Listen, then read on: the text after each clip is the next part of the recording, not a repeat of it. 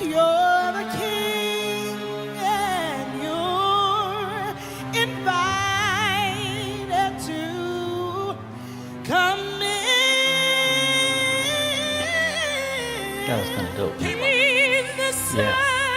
Yeah, some of us struggle with coming up with phrases like these, but the key to creating dope melodies like this is number one, knowing what chord to play in a certain note, and then number two, being able to arpeggiate the chord in a melodic way.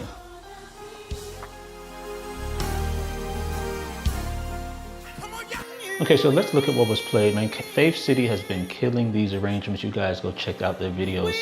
They've just been killing this Donald Lawrence arrangement.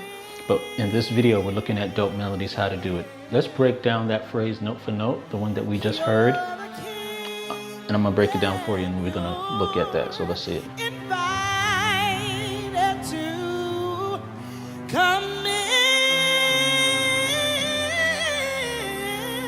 Right there.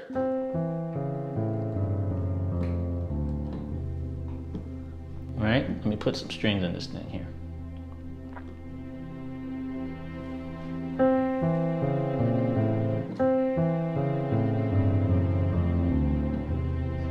But what was that? What was that move and how do we use that? Well, if we actually look at all the notes, it's just this chord right here. Everything after the G, he just went half step down after that G. And if we look at all these notes here and we rearrange them, the C is the 1, the E is a 3, the G is the 5, the A is a 6, and then we have a flat 9. So it's,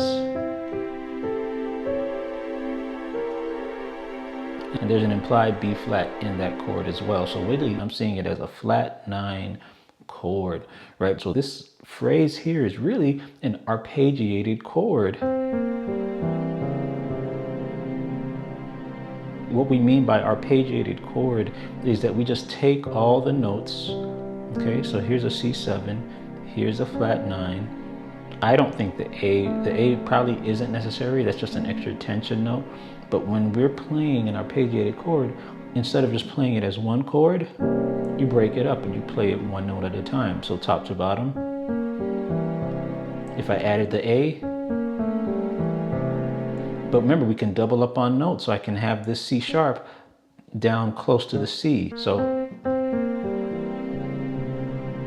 And this is the reason I literally build this type of practice into my playing. Remember, because we said we have to know what chord to play on a certain note, and we also have to know how to arpeggiate. And so one of the things I do, like just take a simple 5-1, right? We have a 5-1 here, right? I'm gonna lower the strings. If I were to play 5-1 relationships, they would sound like this, and you should know all of them, which is a G7, G, B, D, F to C. And then you go up a half step. A flat, C, E flat, and F sharp to a D flat chord. And then you do the next one and so on. A. These can also go to minor chords, right? Now, so that's one way to practice. But what you could do is you take this, and the note that you would add to this is the flat 9. The flat 9 is the A flat. 1, 2, 3, 4, 5, 6, 7, 8, 9, A flat. But what we do is we take that A flat and we move it down an octave. So one way to arpeggiate a chord with a melodic approach and make it sound good, instead of just doing this, you would do, right? So we did the same thing, but we added an A flat. So here, we go again. What's half step above the root? It's an A. So, okay, look at how they're playing When the Saints. We welcome you in. You're the king and you're invited. You're invited. So they're playing, instead of using that kind of a chord-based approach, and there's nothing wrong with that. So let me give you some examples. We welcome, let's turn the strings down just a tad. A lot of us would play it like this, and this is a good way to play it, by the way.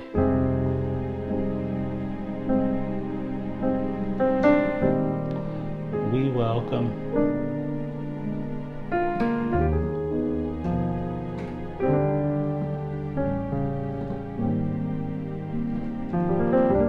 You're the king. I'm chording it. Nothing wrong with chording it. In fact, I need to know the chords.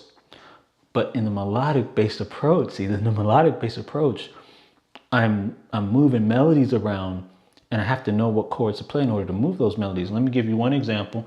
Let me turn up the strings just a bit.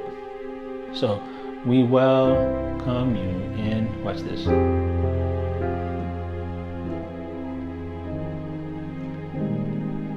We welcome. Y'all see how that melody? You see how that melody was lying? There's another one. Let's do another one. We welcome you in. Let's move the C's up to C sharps. E flats and then B in the bass. E flats to D. Go down to E major 7. Change the E's to C sharps. Go to A in the bass. C.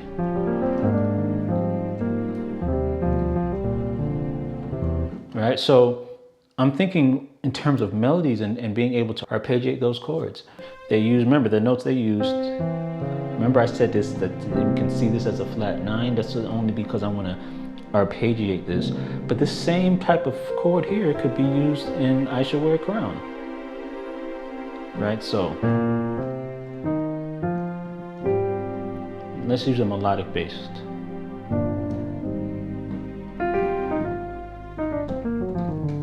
I shall wear a crown. Wait, Sean, what was that? What was that? Well, it was a chord. Because I shall wear a crown. And I went here. And then I was thinking of a dominant chord. Right? The song undid it in E flat just now. And this chord is right before I play I shall wear a crown. So on this chord, I simply arpeggiate the notes. I simply ran down these notes in order, top to bottom. See?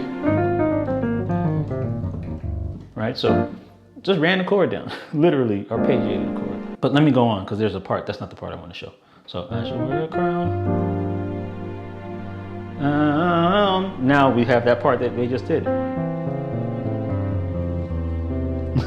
It's the same thing they just did in the song. Why did I know to do that? Because I know that there's a C chord there. Because remember, gospel musicians, we like to go from the C9 sus4 sound, which is a C, F, B flat, D, F, and a C.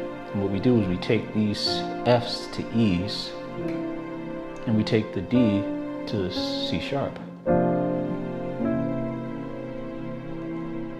Okay, so using an arpeggio approach means that anytime you're doing that kind of a move in gospel where you go from here,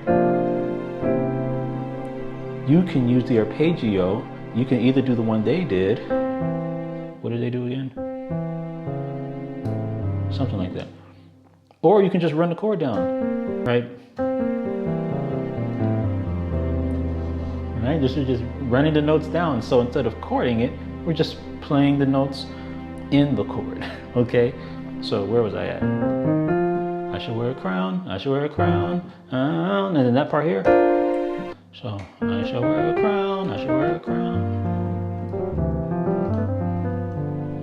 Down. And then we have that part there. Here it is again. Arpeggiating the notes. Long as I live, and troubles rise. Same chord again. I'm gonna use the same chord again. The C chord with a B flat and a C sharp.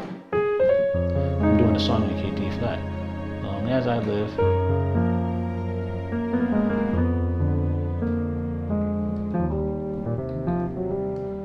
And troubles rise. Here it is again. Now watch this. Normally, I would go and troubles rise. Here's a C9 sus4 to the flat 9 and to a F maybe over A. Right, so now I can use that arpeggio.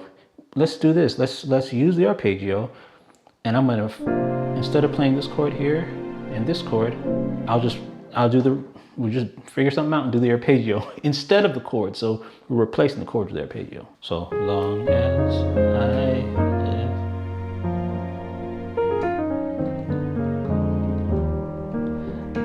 and troubles rise.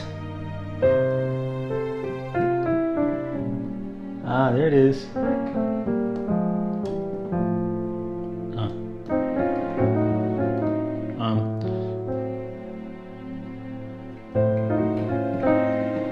I think that's what I wanted. Yeah. Yeah, that's what I wanted.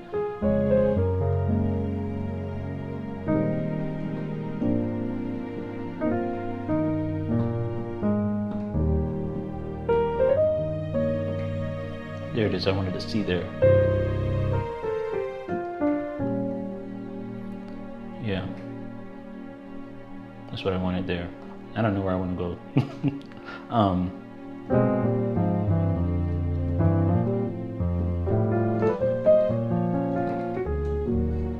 But anyway, go back to When the Saints. We welcome you in. This kind of thing, understanding melodies is what gives cohesion to your playing. It will give your playing cohesion. Welcome you in. That was a chord there, broken up. You're the king. I love how they do that, man. Invited to come in.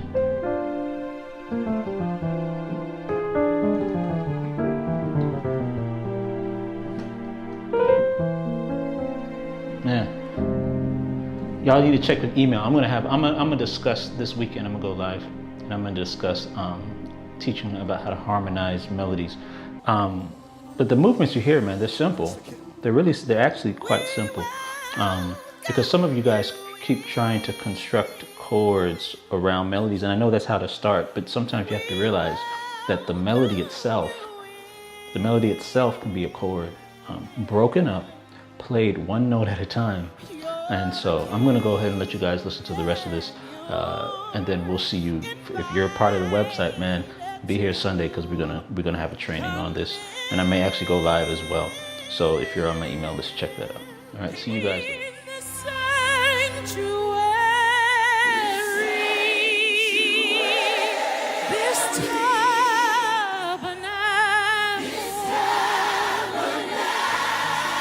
Let's go!